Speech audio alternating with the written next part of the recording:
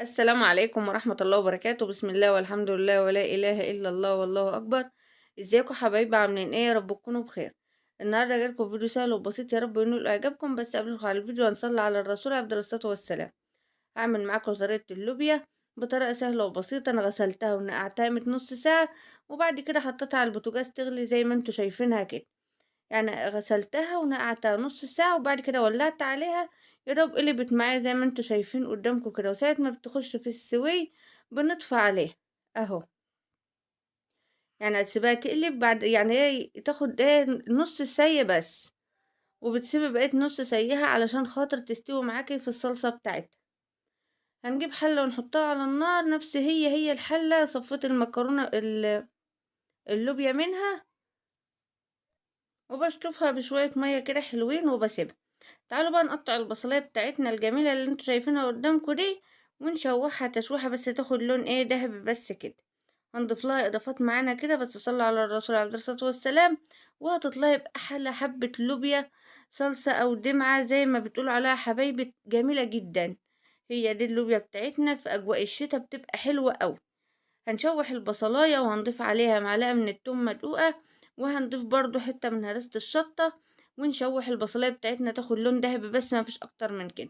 طبعا انا مولعة كده على الرز، وهنعمل صينية فراخ حلوة اوي زي العسل في الفرن بطريقة سهلة وبسيطة. تابعوا الفيديو للاخر حبايبي، وما تنسوش اللايك الجميل، وما تنسوش الكومنت الحلو بتاعكم ليا. حطينا كده التوم، وهنضيف كمان زي ما قلت لكم هرسة شطة. ولو ما عندكيش هرسة شطة تقدري تضيفي قرن فلفل اخضر، بيديها طعم حلو ونكهة حلو. شوحي بقى هرسة الشطة مع التومة مع البصل، وبعد كده بننزل بالطماطم بتاعتنا ونسيبها تتسبك تسبيكة حلوة بالبهارات اللي هقول لكم عليها. والله كانوا حبة لوبيا زي العسل. طبعا اللوبيا والحاجات الشوربة والحاجات دي حلوة بتدفي في الجو اللي احنا فيه ده، وبتبقى زي الفل. واللوبيا فيها فوائد كتير. تعالوا بقى ايه نصفي الطماطم بتاعتنا علشان خاطر ما يبقاش فيها ايه تفلات كده. يعني ده من الاكلات اللي ايه تصفي الطماطم بتاعتها. اهو صفينا الطماطم بتاعتنا، وبعدين هنضيف البهارات. بهارات برضو سهلة وبسيطة للوبيا، متكتريش البهارات برضو. يعني هنضيف لها حبة بابريكا، كزبرة وكمون وفلفل اسمر رشة بسيطة كده، وحبة كركم بسيطين خالص. وهتبقى دي بهارات اللوبيا. وطبعا الملح ورشة من السكر. رشة السكر بتحشو الحموضة وبتبقى حلوة للوبيا. تعالوا بقى ضفنا الكزبرة الناشفة، وهنضيف كمون، وهنضيف حبة بابريكا وحبة كركم، وهنضيف كمان الملح ورشة السكر ورشة قرفة ورشة فلفل أسمر صغير. طبعا المعلقة اللي معايا دي صغيرة، يعني هتيجوا تحطوا من كل حاجة معلقة صغيرة كده.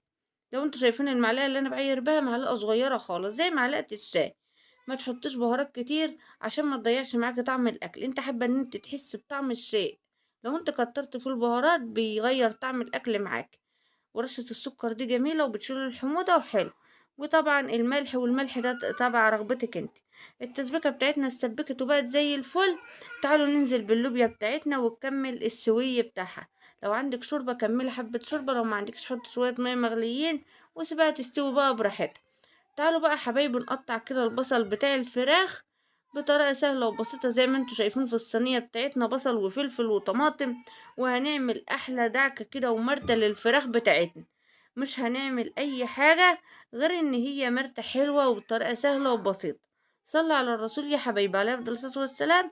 انا عندي فراخ غسلاها ونقعاها ومخليها زي الفل، وسايباها تتصفى، وقلت اعمل معاكم صينية الفراخ النهاردة. هعملها في الفرن بطريقة سهلة وبسيطة. وعملت معاكم اللوبيا، وطبعا جنب رز ابيض. ويكون غدا النهارده سهل وبسيط وجميل. ورب ينور كده يعجبكم، وتعملوا صينية الفراخ دي حلوة قوي. وطريقة اللوبيا جميلة جدا. اللوبيا اسيبها تستوي، والاخر خالص هتحط لها طشة توم بحب الكزبرة ناشفة، عملتها معاكم كتير. قطعنا البصل، تعالوا نقطع الفلفل. بصي التقطيع اللي انت تحبيها، مكعبات شرايح زي ما انت بتحبي. البصل لو بتحبي جوانح عادي.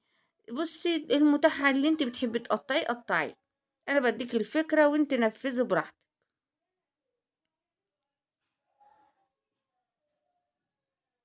كده قطعنا الفلفل بتاعنا اهوتي، ومعانا حبيتين من الطماطم حلوين زي ما انتوا شايفين قدامكم كده، هنقطعهم برضو.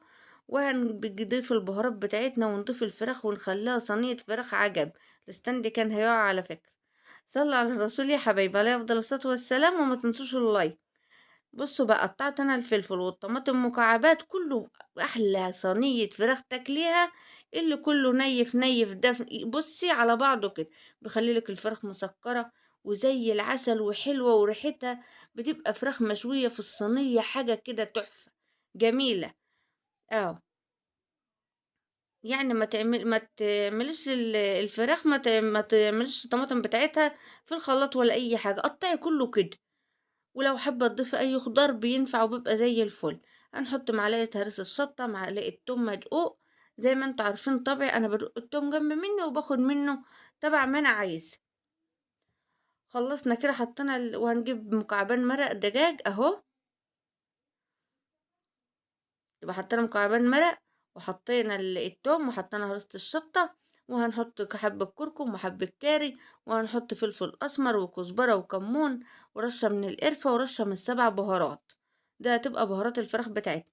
حبة سبع بهارات عشان مش هتحطي أي بهارات حبيبات، فانت هتحط سبع بهارات، وهتحط بابريكا، وهتحط كركم وكاري، وهتحط فلفل أسمر، وهتحط كزبرة وكمون للفراخ بتاعتك، هتخلي ريحتها وطعمها تحفة. احلى فراخ مشوية في الصينية، حاجة كده عسل.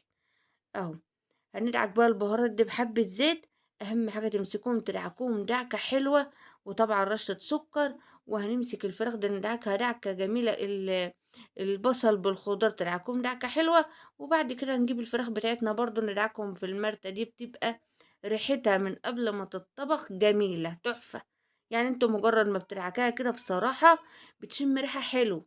اهم حاجة الدعكة الحلوة دي عشان تخرج المية بتاع البصل، وتخرجي المية بتاع الخضار اللي معاكي في الصينية كده. صدقيني دي حركة جميلة قوي، والله العظيم. ولو عملتها للبطاطس برضو بتبقى تحفة. تحفة صينية البطاطس بالشكل ده، او الفراخ، او لحمة، او اي حاجة بالطريقة دي، جميلة جدا. يعني انت ممكن تستبدلي الفراخ بلحمة تمشي وتبقى زي العسل. اهو، تعالوا بقى نجيب الفراخ بتاعتنا ونبتدي ان احنا نتبلها بالتتبيلة اللي احنا عملناها دي، تتبيلة كده ريحتها جايبة لآخر الشارع. صلى على الرسول يا حبايبي عليه افضل الصلاة والسلام. واعملي التتبيلة دي في فراخك واعتمديها، والله جميلة قوي. لو هتعملي فراخ في الصينية مشوية كده، اعملي بالطريقة دي. هنحشي كده ما بين الجلد والعظم. الفراخ بتاعته صغيرة مش كبيرة، بس كانت تحفة وجميلة وطعمها حلو قوي، مسكرة كده وحلو. اهو، خدي بقى ما بين الجلد واللحم زي ما قلت لك. اهم حاجه تغسلي الفراخ غسيل حلو، وتحطها تصفي الميه اللي فيها، ما يبقاش فيها اي ميه وما يبقاش فيها اي زفاره، وتسيبيها بالشكل ده. اهو يا حبايبي، ناخد الصدر برضو. واهم حاجه تغرزي غرزتين كده بالسكينه. على فكره انا عاملاهم، بس انا قلت ايه اوريكم برضو انا عامله ايه، علشان خاطر الصدر بيبقى يعني ايه في لحم شويه، واحنا عايزين طعم الفراخ تبقى واخده كلتها من التتبيله ومتطعمه كده. اهو، بتغرزيها، وبعد كده تاخدي من التتبيله وتدعكي في الجلد، ومن بين الجلد واللحم بتخلي طعم الفراخ حلو قوي وجميله قوي. تعالوا بقى انا هخلص كميه الفراخ بتاعته وارص الصينيه وارجع اوريها لكم. بسم الله ما شاء الله، شوفوا الفراخ شكلها تحفه وجميله. صلى على الرسول يا حبايبي عليه افضل الصلاه والسلام. وتعالوا نشوف اللوبيا بتاعتنا وصلت لايه، ونحط الفراخ في الفرن ونسيبها. اللوبيا استوت وبقت زي العسل، والله العظيم حبة لوبيا لو طبختهم مع رز من غير فراخ كمان جميلة، وتنفع وتبقى زي الفل، جميلة جدا. تعالوا بقى نشوف فراخنا بعد ما طلعت من الفرن بقت شكلها عامل ازاي. ما شاء الله، احلى فراخ تاكليها وجميله قوي، وتجربها مش هتندمي. احلى فراخ مشويه في الصينيه. واللي وصل معايا لحد كده ما ينساش في اللايك والشير وفعل الجرس عشان يوصل لكم كل جديد من مطبخ فتحيه فايد. واتمنى الفيديوهات تكون سهله وبسيطه وبتعجبكم. والسلام عليكم ورحمه الله وبركاته. بترككم في رعايه الله، ما تنسوش الاشتراك في القناه يا حبايبي. بحبكم في الله، واتمنى تكون الفيديوهات سهله وبسيطه وبتعجبكم حبايبي. جربوها ومش هتندموا.